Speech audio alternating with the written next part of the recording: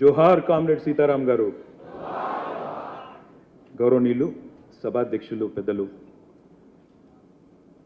CPM రాష్ట్ర కార్యదర్శి తమ్మినేని గారు, పెద్దలు వేదికపైన ఆసీనులైన గౌరవనీయులు శ్రీ బివి రాఘుల్ గారు, పెద్దలు నాగర్ కర్నూల్ పార్లమెంట్ సభ్యులు శ్రీ మల్లు రవి గారు, గౌరవనీయులైన శాసన మండలి సభ్యులు పెద్దలు కోదండరామ్ గారు, గౌరవ శాసనసభ్యులు పెద్దలు పూర్వాశ్రమంలో మీతో పాటు కలిసి పనిచేసిన మిత్రులు, ఈరోజు మా శాసనసభ్యులు సోదరుడు పల్లా రాజేశ్వరరెడ్డి గారు, గౌరవనీయులు సహచర శాసనసభ్యులు మాగంటి గోపీనాథ్ గారు, గౌరవ సహచర శాసనసభ్యులు పెద్దలు శ్రీ ముఠా గోపాల్ గారు, అంబర్పేట శాసనసభ్యులు పెద్దలు కాలేరు వెంకటేష్ గారు, వేదికపైన ఆసీనులైన మహామహులందరికీ పేరు పేరున సిపిఎం రాష్ట్ర నాయకులకి, అదేవిధంగా నలుమూలల నుంచి, తెలంగాణ నలుమూలల నుంచి, అదేవిధంగా ఆంధ్రప్రదేశ్ నుంచి కూడా విచ్చేసిన సోదరులందరికీ కూడా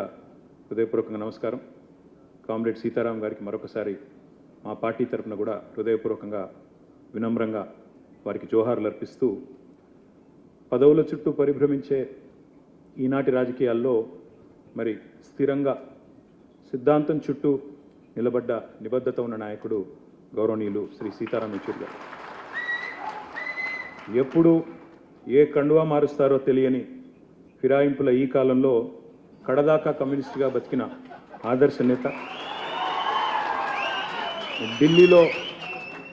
ఢిల్లీలో వెలిగిన అసలైన హైదరాబాదీ బిడ్డ యెచూరి గారు. హైదరాబాదీ బిడ్డ అని ఎందుకంటున్నా అంటే, మాకు కూడా పూర్వాశ్రమంలో కొంత కనెక్షన్ ఉంది. అదేమంటే, వారు చదువుకున్నది ఆల్ సెయింట్స్ స్కూల్లో, నేను చదువుకున్నది దాని పక్కనే రోడ్ యువతల గ్రామర్ స్కూల్లో. అదేవిధంగా వారు తర్వాత నిజాం కాలేజీలో గ్రాడ్యుయేషన్ చేశారు. నేను కూడా కొద్ది కాలం తర్వాత నేను కూడా అక్కడే చేస్తున్నాను. కాబట్టి అందుకే హైదరాబాద్ బిడ్డ అనే మాట వాడతాం. ఓట్ల రాజకీయం వేరు, ప్రజల రాజకీయం వేరు. మేము ఓట్ల రాజకీయంలో వెనుకబడ్డా ప్రజల కోసం జరిగే పోరాటంలో మాత్రం ముందున్నాం, ప్రజల మనసులో ఉన్నామని ఆయన ఒకసారి చెప్పిన మాట నాకు బాగా గుర్తున్న మాట. నాయకులుగా, పాలకులుగా ఉండి పోరాటాలంటే తెలియని వారు ఎందరో ఉండొచ్చు. ప్రజలంటే కేవలం ఓటు బ్యాంకులుగా మాత్రమే చూసేవారు ఇంకెందరో ఉన్నారు. కానీ ఉన్నత చదువులు చదువుకున్న ఒక కుటుంబంలో, స్వయాన మేనమామగా ఒక ఐఏఎస్ ఆఫీసర్గా ఉన్న ఒక కుటుంబంలో పుట్టి అణగారిన వర్గాల కోసం ప్రశ్నించే గొంతుకగా ఎదిగిన వ్యక్తిత్వం చాలా గొప్ప విషయం అని చెప్పక తప్పదు. పోరాటాల నుండి వచ్చిన నాయకత్వానికి ప్రజల కష్టం, సుఖం, దుఃఖం తెలుస్తుందంటారు. అలాంటి వారిలో యెచూరి గారు ఒకరిని నేను బలంగా నమ్ముతాను.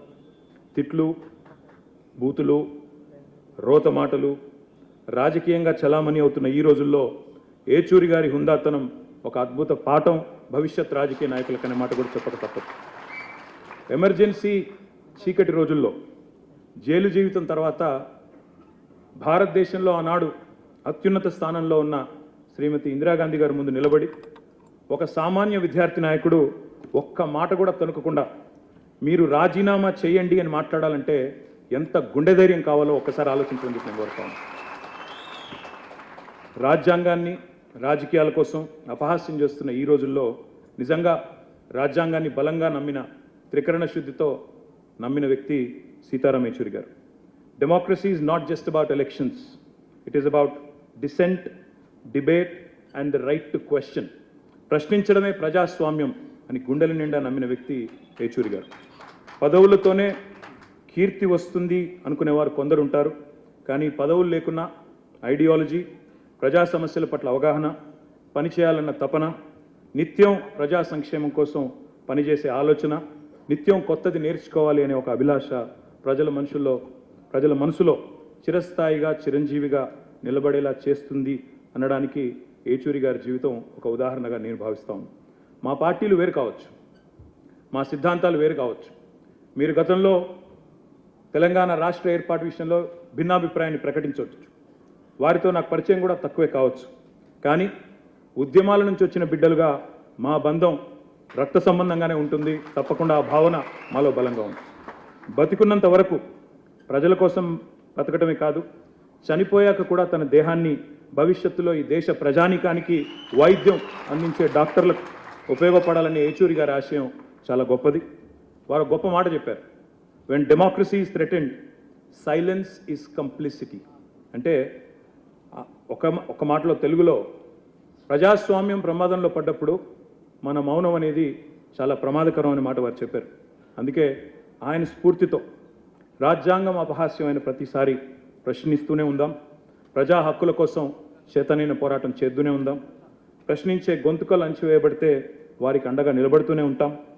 అదే మనందరం కూడా ఏచూరి గారికి మనస్ఫూర్తిగా ఇవ్వగలిగే నివాళి అని నేను భావిస్తూ ఉన్నాను. నమ్మిన సిద్ధాంతానికి ఆఖరి వరకు కట్టుబడి పోరాడిన సీతారాం ఏచూరి గారి జీవితం మాలాంటి కొత్త తరం నాయకులందరికీ కూడా ఆదర్శం. ఒక్క మాట చివరిగా చెప్పి నేను ముగిస్తాను.